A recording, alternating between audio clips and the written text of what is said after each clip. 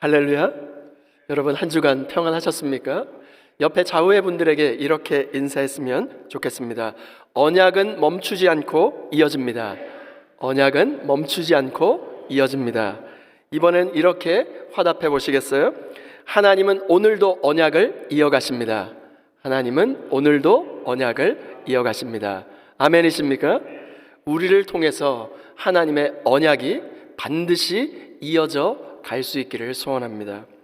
지난 우리 4주 동안 우리는 함께 이런 고백을 해왔습니다. 언약은 믿음과 순종으로 이어진다. 언약은 하나님의 준비하심으로 이어진다. 하나님은 관계를 통해, 언약은 관계를 통해 이어진다. 네 번째, 지난주죠. 언약은 인간의 계산을 넘어 이어진다. 그런데 오늘 다섯 번째 주일을 맞이했는데 우리는 아주 중요한 질문 앞에 서게 됩니다.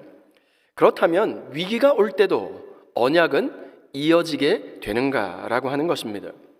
여러분, 위기라고 하는 것은 언제나 언약의 다음 장 바로 앞에 위기가 반드시 찾아오게 됩니다. 언약의 여정에는 한 가지 공통점이 하나 있어요.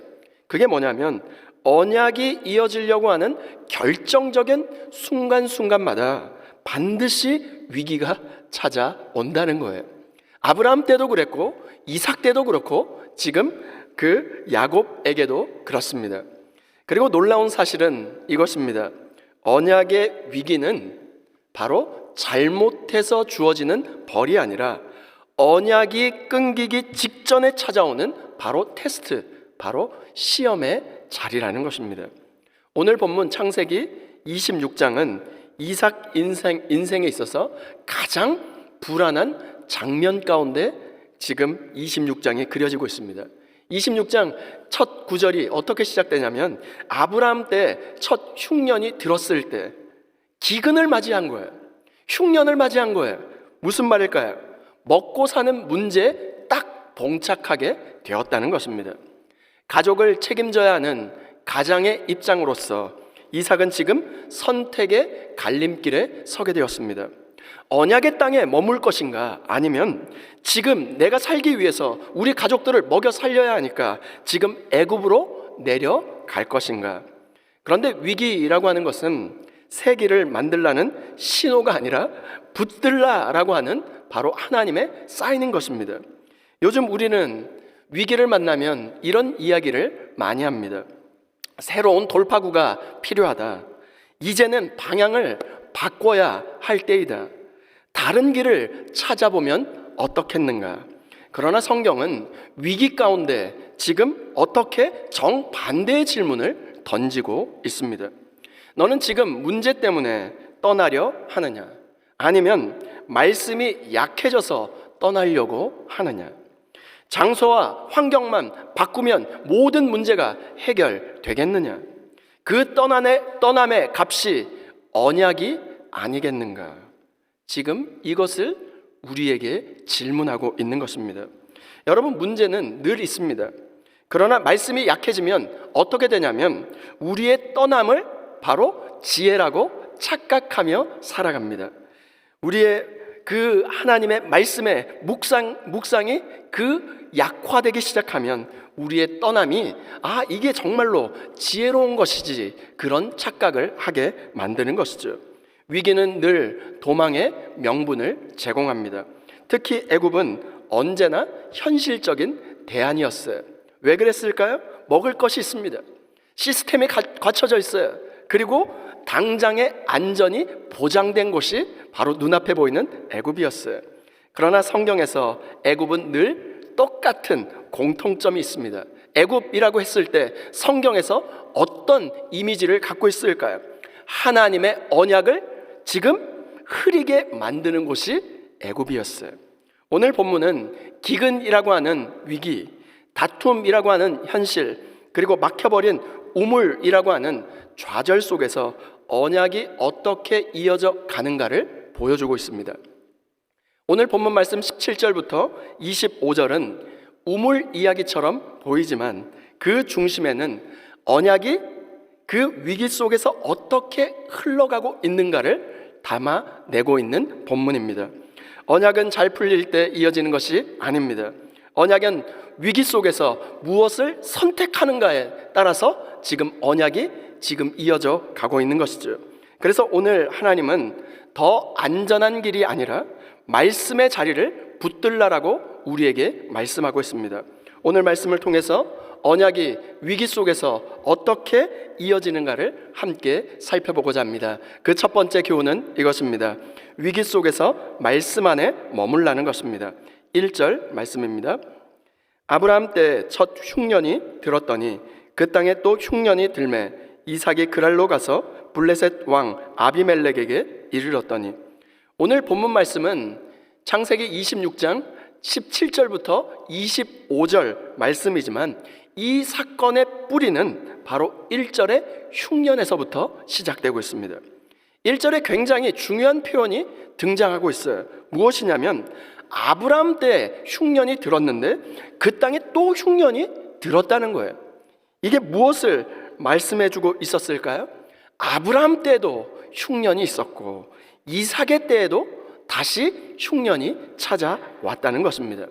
성경은 무엇을 지금 우리에게 알려주고 있는 것일까요? 약속의 땅이라 해서 기근이 사라지는 것은 아니라는 것입니다. 우리가 신앙생활 하면서 이 부분에서 많이 흔들리는 것 같아요.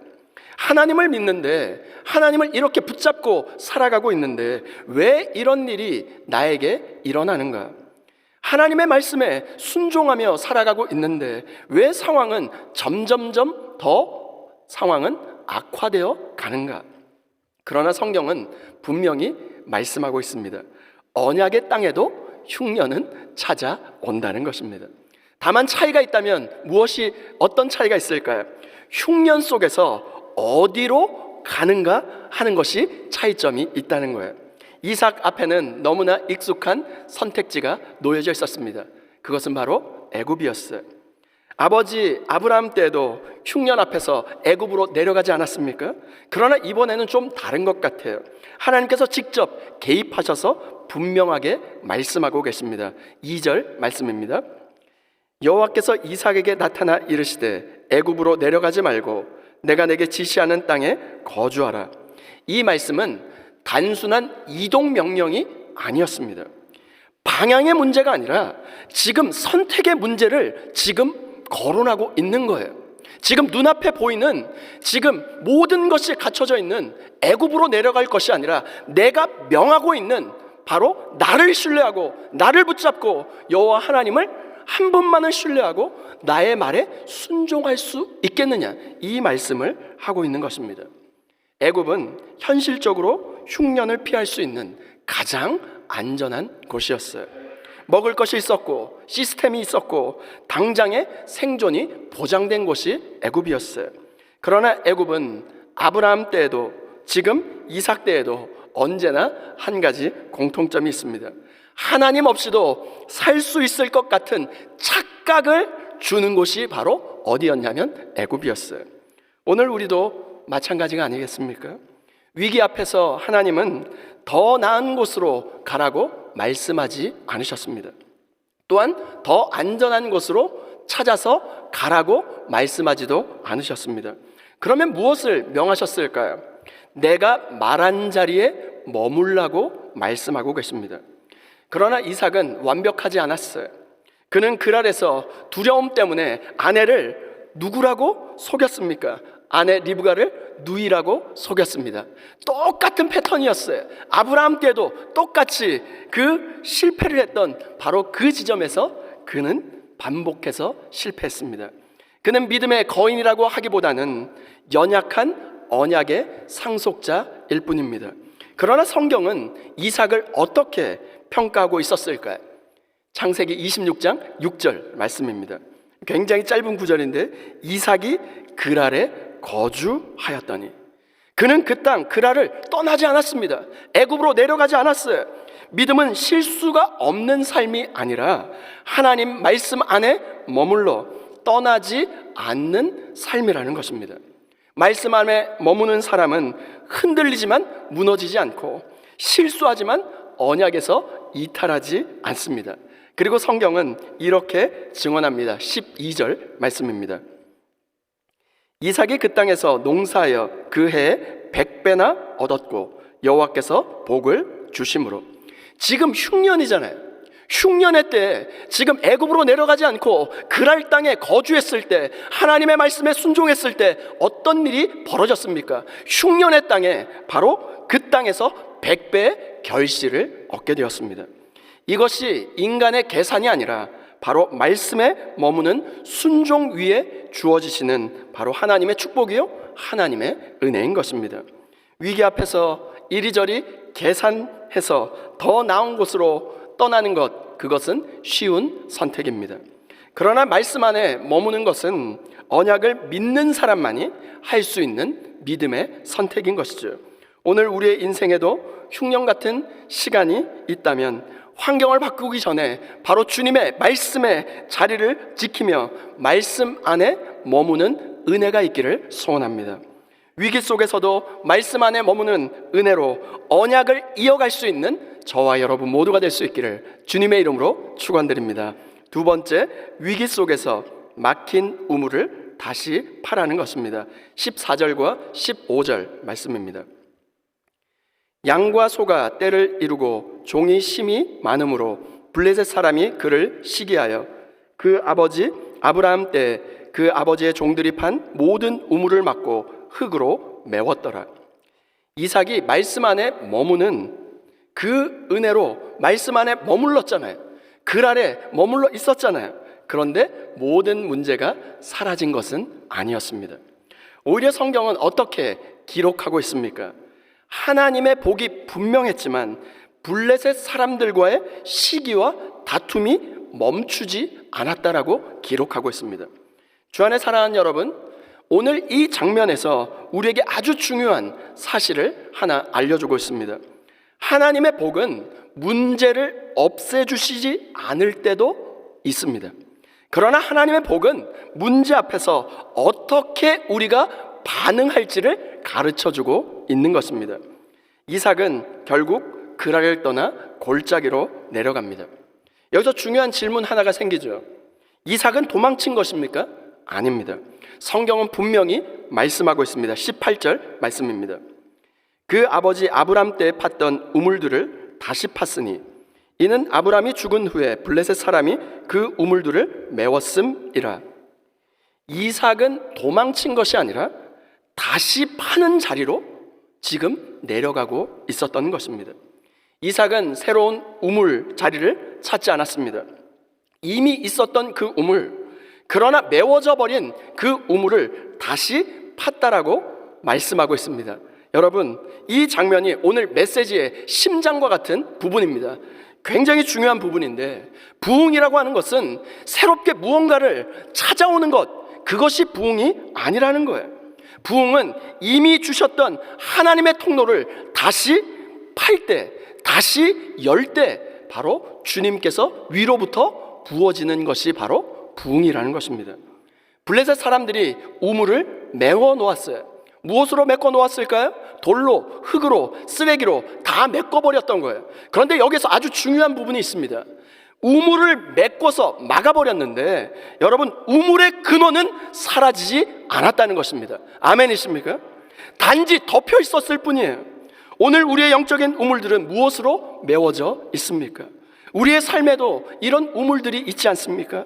한때 뜨거웠던 기도의 우물, 정말로 말씀이 살아 움직이던 영적 생명의 우물, 가정 안에서 함께 예배했던 가정의 우물, 하나님을 신뢰했던 그 첫사랑의 감격 속에 빠졌던 그 첫사랑의 우물. 그런데 시간이 지나면서 어떻게 됐습니까? 상처와 실망과 좌절과 현실과 타협하며 의무감밖에 남지 않았고 정말로 죄책감이 그 우물들을 하나씩 다 메워버린 것은 아닙니까? 여기서 중요한 사실 하나가 있습니다. 우물을 막는 돌은 대부분 아주 크고 눈에 띄는 죄가 아니라는 거예요. 오히려 이런 것들입니다. 이 정도면 괜찮겠지 하면서 미뤄왔던, 적절히 타협했던 것, 기도하지 못하게 만들었던 바쁘고 분주한 일상들, 말씀보다 먼저 열어보게 되었던 걱정과 핸드폰, 하나님 없이도 한번 버텨보려고 했던 자기 계산, 인간적인 계산, 이 돌들이 하나 둘씩 쌓일 때 우리는 이렇게 말합니다. 이 우물은 말라버렸다. 그러나 성경은 우리에게 무엇을 말씀하고 있습니까? 전혀 다른 것을 말씀하고 있습니다. 우물이 마른 것이 아니라 우리의 마음이 메말라 버린 것이죠. 우리의 마음이 막혀버린 것이죠. 그래서 이때 사람들은 이렇게 말합니다. 새로운 은혜가 필요하다. 새로운 돌파가 필요하다. 그러나 하나님은 우리에게 전혀 다른 말씀을 하고 있습니다. 어떻게 해요? 다시 파라는 거예요. 다시 판다라는 것은 싸우는 것이 아니라 포기하지 않는 것입니다. 이삭은 우물을 팔 때마다 다툼이 일어났어요. 창세기 26장 20절과 21절 말씀입니다. 그날 목자들이 이삭의 목자와 다투어 이르되 이 물은 우리의 것이라 하매 이삭이 그 다툼으로 말미암아 그 우물 이름을 에색이라 하였으며 또 다른 우물을 팠더니 그들이 또 다툼으로 그 이름을 신나라 하였으며 에색과 신나. 그러나 이삭은 싸우지 않았습니다. 포기하지도 않았습니다. 자리를 옮기고 다시 파기를 시작했습니다. 22절 말씀입니다. 이삭이 거기서 옮겨 다른 우물을 팠더니 그들이 다투지 아니하였으므로 그 이름을 르호봇이라 하여 이르되 이제는 여호와께서 우리를 위하여 넓게 하셨으니 이 땅에서 우리가 번성하리로다 하였더라. 마침내 르호봇에 이르러서 다툼이 멈추게 되었습니다. 그러나 성경은 여기서 멈추지 않습니다. 23절 말씀 우리 다 같이 한번 읽겠습니다. 시작. 이삭이 거기서부터 브엘세바로 올라갔더니 이삭이 거기서부터 브엘세바로 올라갑니다. 르호봇에서 멈추지 않고 왜 브엘세바까지 올라갔을까요? 브엘세바라고 하는 그 지명의 이름의 뜻은 맹세 우물, 7개의 우물이라고 하는 뜻이에요. 성경의 7은 완전수를 의미합니다. 무엇입니까? 하나님의 언약의 자리가 다시 확인되어지는 바로 그 자리로 올라갔다는 거예요. 하나님의 그 언약이 다시 확인되는 자리, 언약을 다시 붙드는 바로 그 자리로 올라간 것입니다. 르호봇에서는 우물이 터질지 모르겠지만 바로 브엘세바에서는 어떤 일이 벌어졌습니까? 하나님의 임재, 하나님이 직접 나타나셨어요. 24절 말씀입니다. 그 밤에 여호와께서 그에게 나타나 이르시되 나는 내 아버지 아브라함의 하나님이니 두려워하지 말라. 내 종 아브라함을 위하여 내가 너와 함께 있어 내게 복을 주어 내 자손이 번성하게 하리라 하신지라. 브엘세바에서 하나님이 나타나셔서 내 아버지 바로 아브라함의 하나님이 바로 나다.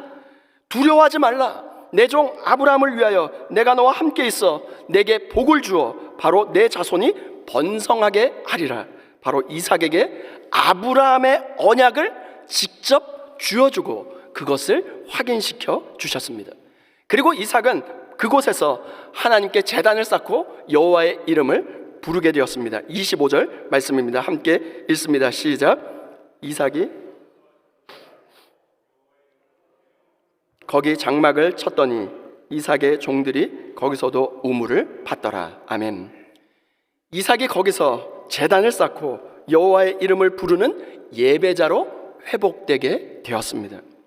주 안에 사랑하는 여러분, 이제 우리의 질문을 바꾸어야 할 것입니다. 내 우물을 왜 막혔는가? 내 우물이 왜 막혔는가가 아니라 오늘 내가 옮겨 놓아야 할 돌 하나는 무엇입니까? 그 질문으로 말입니다. 회개의 우물을 다시 팔 수 있기를 소원합니다. 하나님보다 앞섰던 그 마음, 하나님 없이도 해결하려 했던 그 마음을 주님 앞에 내려놓고 주님, 제 마음을 메운 돌 하나를 제가 오늘 인정하고 옮겨 놓습니다. 순종의 우물을 다시 팔 수 있기를 소원합니다. 오늘 들은 말씀 중에 한 가지 말씀을 순종하겠습니다. 순종의 결단을 해보시길 바랍니다. 예배의 우물을 다시 팔 수 있기를 소원합니다.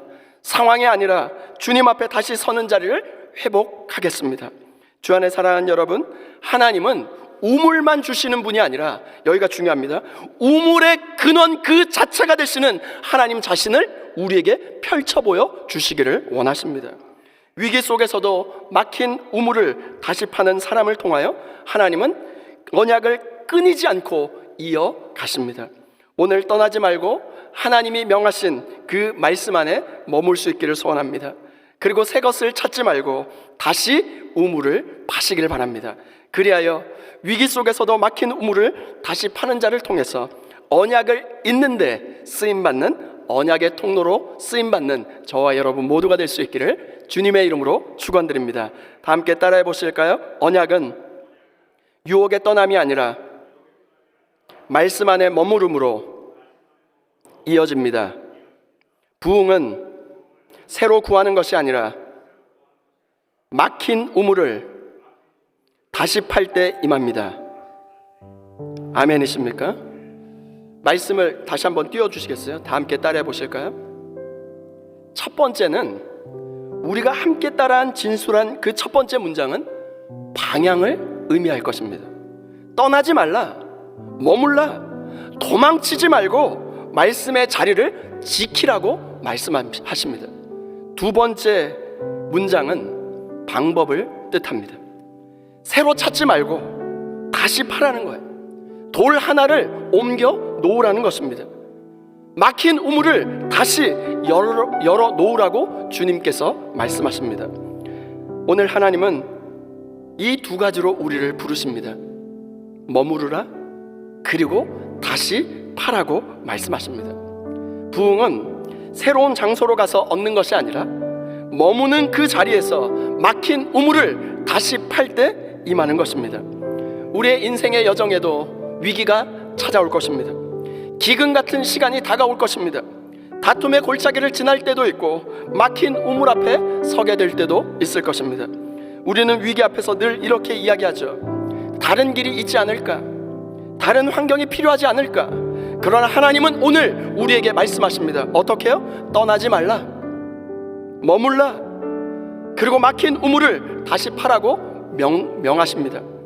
그러나 오늘 말씀은 분명히 선포하죠. 언약은 우리가 잘했기 때문에, 우리가 열심을 다해서 이어지는 것이 아니라 머무르고 메워진 우물을 다시 파는 사람들을 통해서 바로 이어진다라고 말씀하고 있습니다. 떠나지 않고 말씀 안에 머무는 선택, 새 것을 찾지 않고 막힌 우물을 다시 파는 결단, 하나님은 이러한 사람들을 통하여 당신의 언약을 이어가십니다. 이번 한 주 말씀 안에 머물 수 있기를 소원합니다. 여러분의 삶 속에 막힌 우물은 무엇입니까? 또한 그 우물은 무엇으로 지금 메워져 있습니까? 이번 한 주 우물에 메워진 돌 하나를 옮길 수 있는 결단을 해보시길 바랍니다. 우리의 마음을 짓누르고 있는 미움 하나, 세상의 현실과 타협했던 그 돌 하나, 하나님께 불순종했던 그 돌 하나, 그 돌 하나를 옮겨 놓을 수 있기를 소원합니다. 여러분의 막힌 우물을 다시 팔 수 있기를 소원합니다. 기도가 막혔다면 이른 새벽 정말로 주님 앞에 엎드려 5분 기도하고 10분 기도하기를 여러분 작정해 보시길 바랍니다. 하루에 말씀 한 장 읽고, 그리고 날마다 QTN으로 말씀 묵상해 그 우물을 다시 팔 수 있기를 소원합니다. 하나님의 임재가 있는 브엘세바로 올라갈 수 있기를 소원합니다. 우물이 있는 르호보셋, 바로 문제 해결만을 찾는 르호보셋을 찾는 것이 아니라 바로 하나님의 임재가 있는 브엘세바, 그곳으로 올라갈 수 있기를 소원합니다. 예배의 자리, 다시 언약의 자리로 나아갈 수 있기를 소원합니다. 언약은 위기 속에서도 이어집니다. 하나님은 이 경기를 포기하지 않으셨어요. 끝까지 밀어주시는 하나님의 손이 오늘도 우리를 밀어주고 계십니다. 이번 한 주도 이 언약의 길을 끝까지 포기하지 않고 떠나지 않고 말씀 안에 머물고 막힌 우물을 다시 파기 시작함으로 브엘세바, 언약의 하나님을 만날 수 있는 저와 여러분 모두가 될 수 있기를 주님의 이름으로 축원드립니다.